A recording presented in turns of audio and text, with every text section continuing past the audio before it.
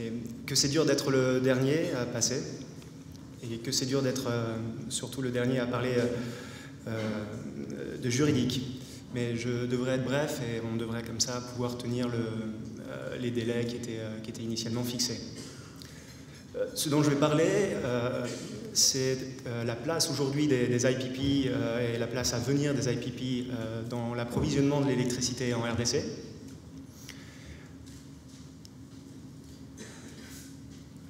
Je pense qu'il est utile et nécessaire pour aborder ce sujet-là, faire un point rapide et synthétique de la situation actuelle en RDC et évoquer ensuite les deux pistes qui, à court et moyen terme, sont susceptibles d'être disponibles. Le premier, c'est une production par l'IPP lui-même. Le deuxième, c'est une solution plus à court terme qui a été évoquée précédemment par l'orateur, celui de l'importation d'électricité.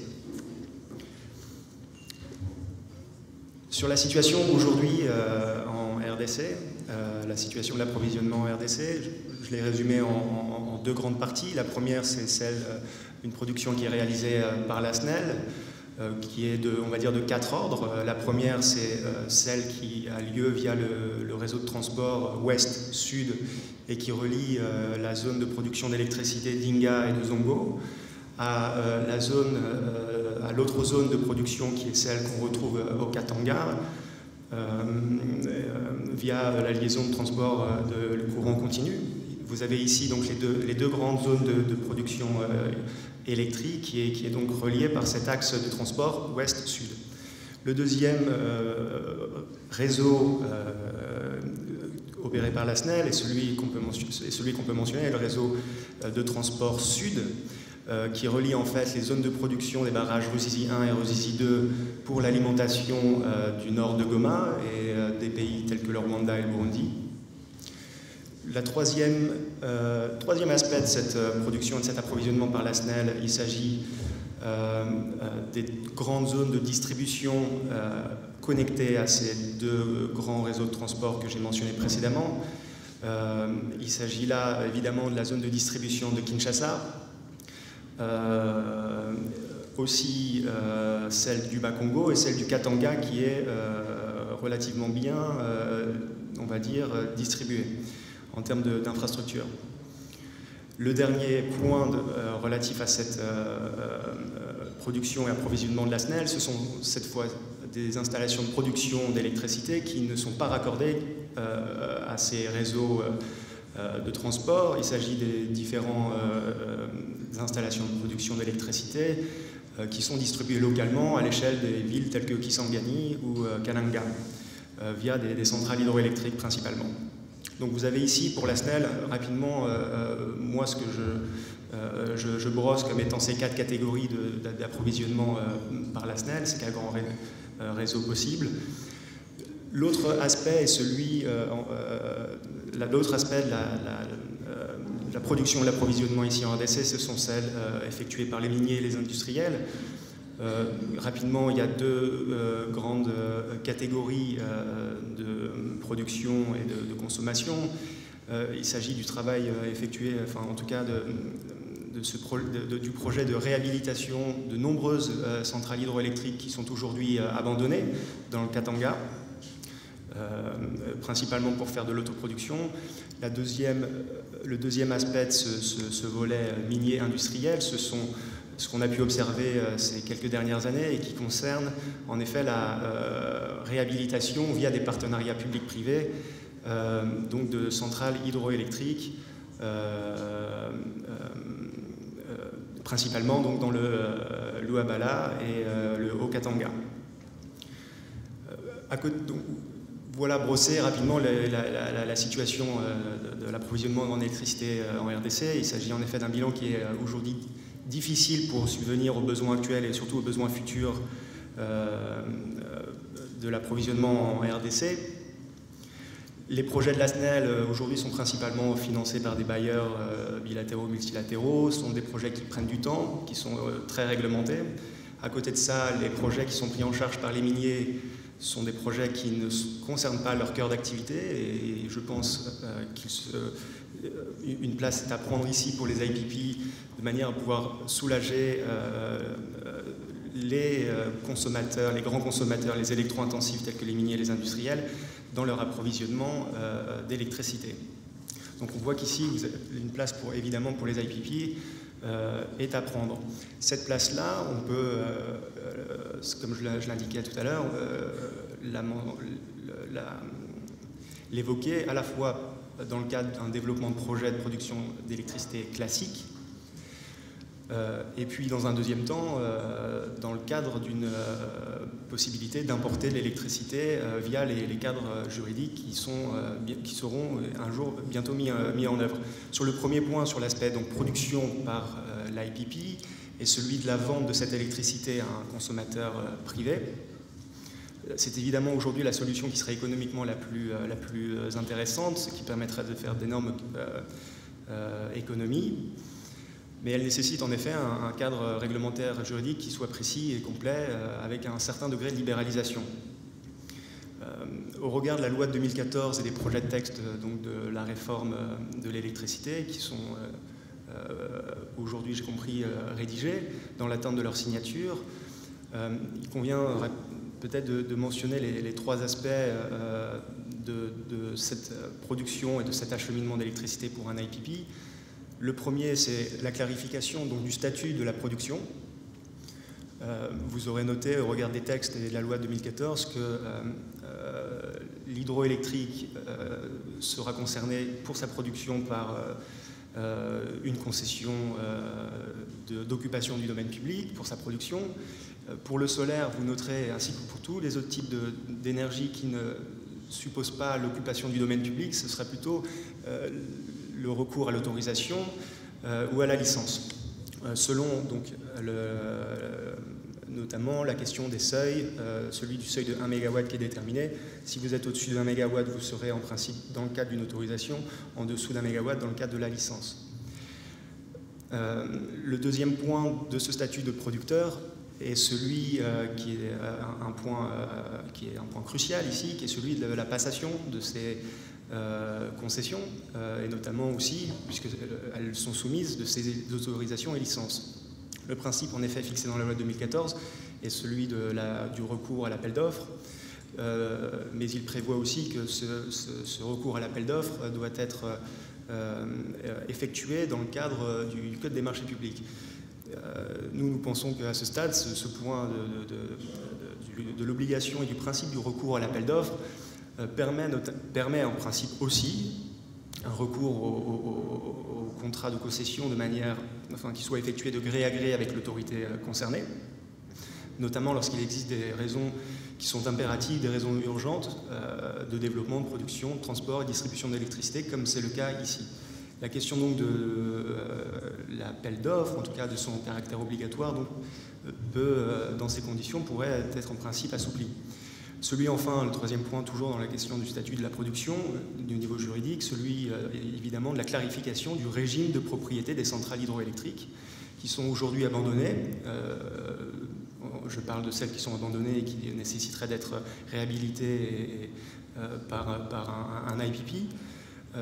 Évidemment, là, pour ces projets de production hydroélectrique abandonnés, se pose la question de leur propriété. Elles sont aujourd'hui abandonnées, elles étaient développées par des opérateurs miniers à l'époque, pour qui les mines ont fermé.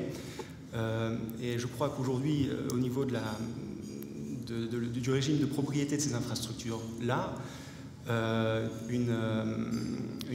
doute subsiste. Appartiennent-elles aujourd'hui à la SNEL? Appartiennent-elles aux opérateurs miniers qui étaient présents sur ces sites? Une clarification donc serait là-dessus bienvenue. Sur le deuxième statut, qui est celui aussi clé et éminemment important de la sécurisation d'un projet d'IPP, qui est celui du transport et de la distribution, pour acheminer votre électricité jusqu'au client, vous avez le choix. Soit l'IPP prendra en charge donc, la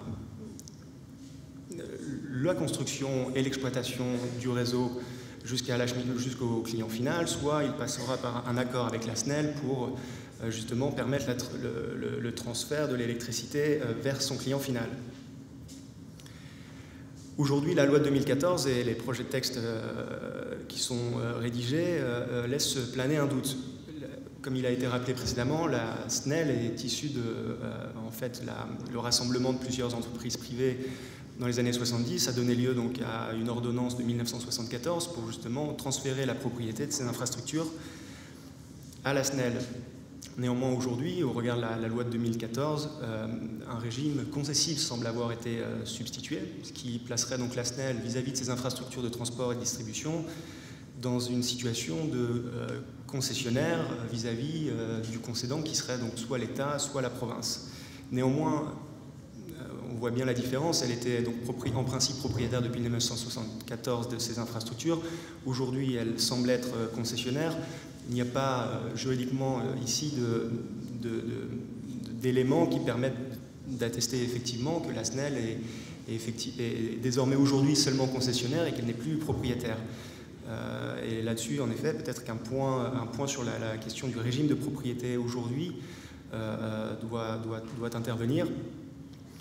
Notamment, je pense à la rédaction, par exemple, d'un cahier des charges entre l'État et la SNEL pour justement la gestion et l'exploitation de ces infrastructures de transport et de distribution. Un dernier point pour le statut d'IPP, qui est important et dont j'ai l'impression qu'on a peu parlé, qui est celui de la vente au consommateur final. En effet, si vous produisez et que vous pouvez transporter, encore faut-il que la loi vous permette donc, de vendre et de vous adresser à des consommateurs clients privés. Or, ici, la loi de 2014, apparemment, en tout cas, n'apparaît certainement pas totalement libre. Elle porte déjà sur l'existence de clients éligibles seulement. Ce sont des notions qu'on retrouve dans de nombreuses réformes du secteur de l'électricité, puisqu'elle porte dans un premier temps sur la possibilité pour ces clients privés de pouvoir racheter l'électricité à un IPP. Ce sont généralement les gros électro-intensifs qui sont autorisés dans un premier temps à pouvoir acheter l'électricité, et c'est le cas ici dans cette loi de 2014, puisque la loi de 2014 prévoit donc l'existence de clients dits éligibles, avec notamment l'existence de tarifs réglementés de vente.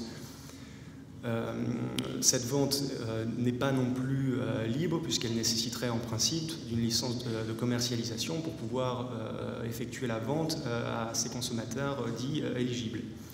Le client éligible aujourd'hui, au titre de cette réforme, c'est un statut.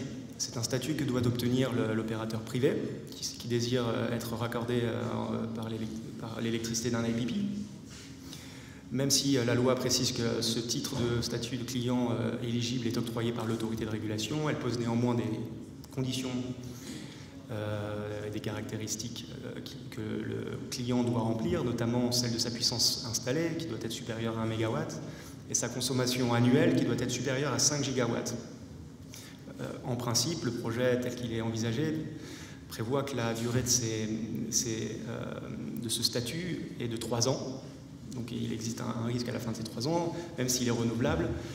Et il suppose un autre point aussi qu'il faut avoir en tête, est celui de la fin de la distribution et de la fourniture de l'électricité de son précédent client. Ça nécessite, si par exemple le client était raccordé précédemment par la SNEL, nécessite de mettre fin à ce contrat de fourniture pour pouvoir préparer la fourniture de l'électricité produite par ce nouvel IPP. En général, on observe dans d'autres secteurs privatisés en énergie, dans d'autres pays en Afrique, par exemple, une période de transition pour justement permettre une migration correcte du fournisseur historique vers ces nouveaux fournisseurs électriques. Mais encore une fois, ce point-là de la vente à des clients éligibles ne m'a pas semblé être beaucoup abordé, et c'est peut-être un point aussi qu'il faut avoir en tête dans le cadre de la formalisation de la vente de cette électricité, notamment même, je pense, en matière d'importation. Un point, évidemment, je ne pouvais pas laisser passer, et c'est la slide suivante, et celle des problèmes qu'on a entendus toute cette journée au niveau juridique, et celle de savoir comment avancer juridiquement sans la publication de ces textes qui sont prêts et qui, sauf cas de coup de théâtre, devraient être promulgués un jour. Comment faire donc pour avancer sans la publication de ces textes et uniquement sur la base de la loi de 2014? La vérité, c'est qu'il n'y a pas seulement que la loi de 2014. Il y a la loi de 2014, il y a aussi évidemment d'autres textes juridiques qui s'appliquent. Le premier, par exemple, sur la question du... Alors ça, c'est pas le bon slide, vous êtes allé trop vite. Ce précédent, encore avant. Voilà. Sur quelques astuces sur le fait de pouvoir avancer justement sans la publication de ces textes réglementaires d'application de la loi de 2014. J'ai cité 3 points. Par exemple, dans le cas où le texte de la loi de 2014 fait référence donc à un texte d'application qui est aujourd'hui manquant, juridiquement, puisque la nature a horreur du vide, en principe, la disposition qui fait on va dire, référence à un texte d'application, si le texte d'application n'existe pas, cette provision doit être considérée comme non entrée en vigueur. Juridiquement, c'est un principe qu'on pourrait défendre, puisque le texte soumet donc l'application de cette disposition à un texte qui n'est pas pris, donc en principe, on pourrait estimer que cette provision, aujourd'hui, même si la loi est promulguée, n'est pas entrée en vigueur. On pourrait même aller plus loin et dire que sur la matière qui est réglementée par cet article, par exemple, ce serait le texte précédent qui survit. Ici, donc, ce serait peut-être la question du régime juridique qui préexistait à celui de la loi de 2014 sur le point de droit qui est donc mentionné dans la loi de 2014 et qui pose problème. Cela est d'autant plus possible que la loi de 2014, quand on la regarde, n'abroge pas dans son texte la loi qui la précédait sur le secteur de l'électricité, en tout cas sur les normes relatives au secteur de l'électricité. Deuxième point que j'ai aussi relevé et dont la réponse a été apportée par un premier panéliste, et le fait de savoir, en cas d'absence de justement l'autorité de régulation de l'électricité ou l'autorité de l'électrification rurale, comment on fait? Et juridiquement, on peut, c'est vrai, considérer que tant que l'autorité de régulation n'est pas créée, n'est pas investie de ses pouvoirs, c'est l'État précédent qui prédomine, et donc c'est en principe le ministre de l'Énergie qui en a le pouvoir et le droit. Donc les dispositions, à la limite, qui feraient référence à un pouvoir qui serait confié à l'autorité de régulation, aujourd'hui, on pourrait les considérer comme étant confiées en fait au ministre de l'Énergie, ce qui n'empêche pas d'avancer donc sur certains projets. Enfin, le dernier point que j'ai mentionné aussi est celui de l'obligation de recours aux appels d'offres. On l'a vu, cette obligation d'appel d'offres qui peut paraître très dure pour les opérateurs peut permettre en fait de recourir à des marchés de gré à gré lorsque la condition notamment de l'urgence énergétique est remplie, ce qui pourrait être donc aisément le cas ici dans le cas du Congo. Rapidement sur la contractualisation de tels projets IPP au niveau contractuel. Sur la production, évidemment, on l'a mentionné, elle nécessiterait donc la signature d'une convention de concession dans le cas où, par exemple, on est sur de l'hydroélectrique sur le domaine public ou de la licence si on est sur du solaire photovoltaïque. On n'a pas encore les modèles de textes qui devraient être publiés par le ministère de l'Énergie. Sur l'aspect transport et distribution, là aussi, vous aurez évidemment le besoin de signer et de rentrer en exécution d'une concession avec le concédant, qui est en principe au titre de la loi de 2014, donc l'État ou la province, selon la nature du réseau considéré. Enfin, pour la vente, vous devrez évidemment procéder à la signature d'un contrat d'achat d'électricité, mais cette fois, en tant qu'IPP, prévoir des clauses qui soient particulièrement adaptées à votre type de client, notamment sur celui de la tarification sur la longue durée. Si on pense aux miniers, la difficulté d'un minier de s'engager sur 15 ou 20 ans avec un tarif garanti compte tenu de son côté de la fluctuation des prix, enfin du cours des matières premières, donc une difficulté pour sa part de pouvoir garantir un tel niveau de revenu sur la durée, mais ce risque pourrait être d'ailleurs mitigé en passant par une un surdimensionnement de votre installation électrique, de manière à prévoir pendant la vie de votre PPA, par exemple, celui d'un acheminement et d'une vente d'électricité à l'opérateur minier ou l'industriel qui se charge de le racheter, et pouvoir switcher à un moment donné, par exemple pour un excédent ou pour une certaine quantité, à un nombre, par exemple, de clients particuliers qui seraient dans le voisinage de l'opérateur minier, de manière à pouvoir aussi répartir le risque, notamment pendant la vie de votre PPA. Donc ça, le PPA est en effet un élément important de votre développement de projet. Enfin, rapidement, je pensais le passé, mais comme il a été mentionné précédemment, en effet, l'importation et la commercialisation de l'électricité est aujourd'hui une possibilité de court terme. Elle nécessite évidemment des interconnexions physiques entre les différents pays. Aujourd'hui, il en existe plusieurs. Je crois qu'il en existe une seule au niveau de la Zambie, au sud du Katanga. Elle nécessite aussi évidemment la sécurisation d'accords, soit avec la SNEL, soit avec le concédant qui serait l'État, de ces interconnexions. Encore une fois, il s'agit de définir qui est propriétaire de ces interconnexions.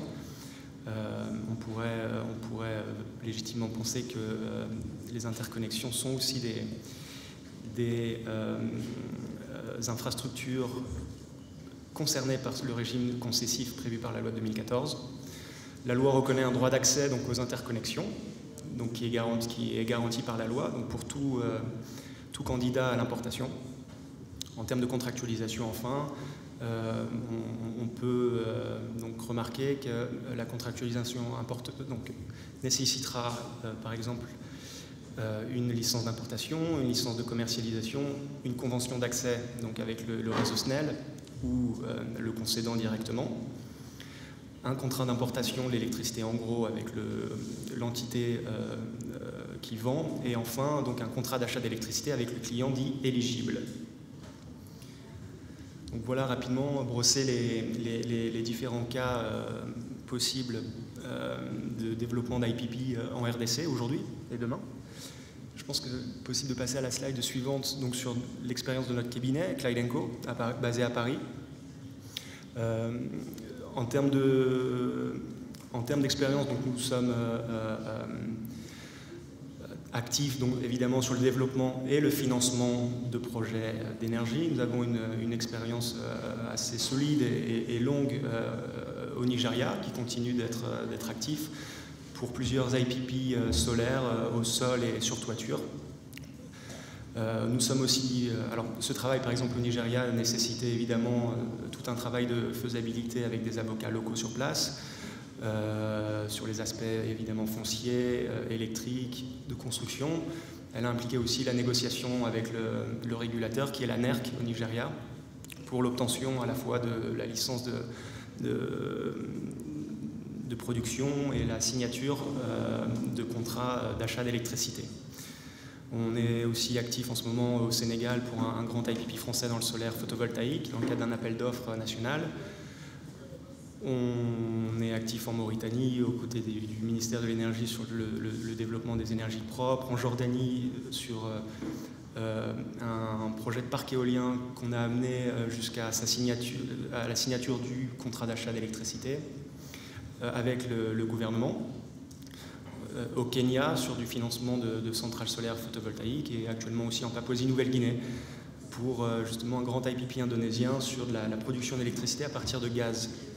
Notre cabinet, en tout cas notre équipe plus précisément basée à Paris, est compétente sur l'aspect aussi dispute et arbitration, essentiellement en matière d'énergie et de ressources naturelles. On a quelques arbitrages SHIRDI, notamment celui entre la Mauritanie et un opérateur minier.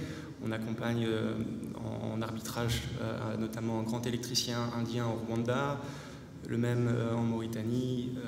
On est actif aussi en arbitrage aux côtés d'opérateurs privés en Guinée équatoriale et au Togo et en Libye, entre autres, en tout cas là récemment.